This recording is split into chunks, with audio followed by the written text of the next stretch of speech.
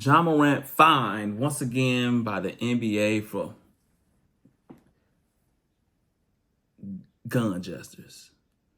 And every time I see Ja Morant, I just think about dude from 8 Mile.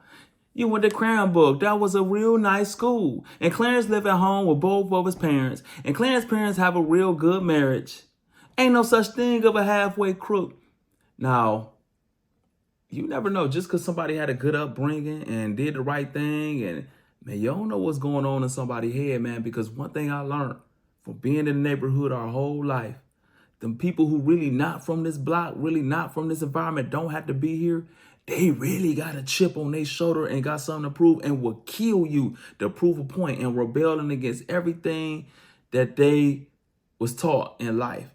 And so a lot of times we hold that over young black boys' head like, you ain't from that hood, you a wankster, you ain't street, you don't know the struggle and all that. And so now they have to prove to us like, yeah, I am, and they go overboard. My nephew going through that right now. He from the suburbs, but he keep hearing these war stories about his brother getting killed and life in the hood and bricks and drugs slanging, your daddy and all this gangster stuff that he don't even want to be a privileged child from the suburbs, that he want to do everything hood. He want to throw up gang signs and hold up guns and drink lean, talk hood, act hood, and all that. And now we looking like, you ain't from this. No, we taught him that was the cool life. And so they go rebelling, and I believe that's what's going on with Ja Morant.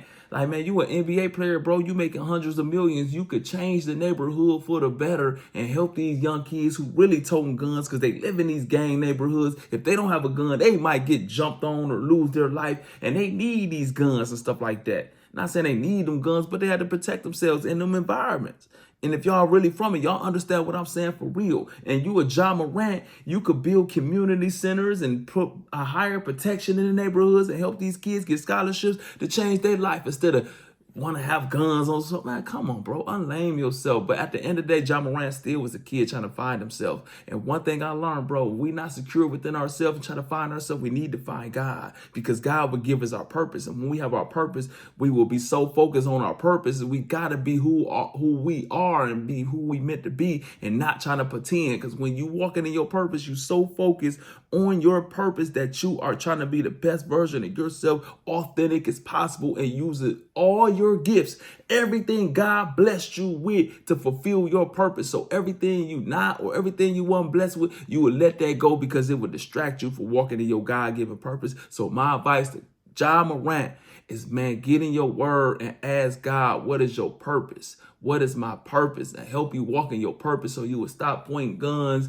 and carrying and showing guns in the strip club so you could walk in your God-given purpose and serve and use your gift to uplift people and not put on a show of buffoonery, bro. That ain't doing nothing but gonna hurt you and hurt somebody else trying to imitate you. So let me know if y'all agree or disagree with what I said in the comments below. And I'm out.